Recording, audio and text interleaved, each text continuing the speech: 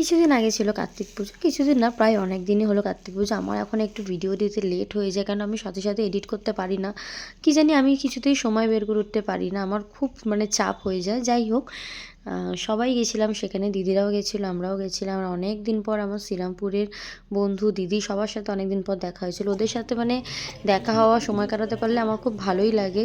আর এরকম ছোটোখাটো অনুষ্ঠানে সবার সাথে সবার দেখা হয়। আমার তো বিশেষত দেখা হয়, কারণ মিঠিকে নিয়ে আমি এখন একদম বেরাতে পারি না। আর এই ঠান্ডাকালে তো বেরাতেই পারি না, খালি মনে হয় যদি বেরোয় যদি মেয়েটা ঠান্ডা লেগে যায়। যাই হোক, গেছিলাম ওখানে গিয়ে বেশিক্ষণ গল্প করতে পারিনি কারোর সাথে, কেন আমাদের যেতে এমনিই লেট হয়ে গেছিলো। অভিষেকের অফিস ছিল, বেরিয়ে এসেছে, আসার পরে আমরা সাথে সাথে বেরিয়ে গেছি। তাই জন্য ওখানে রাত হয়ে গেছিলো যেতে যেতে। আবার শীতকাল, মিঠিকে নিয়ে বাড়ি ফিরতে হবে ঠান্ডার মধ্যে, তাই ওখানে গিয়ে বেশিক্ষণ কারোর সাথে গল্প করতে পারিনি।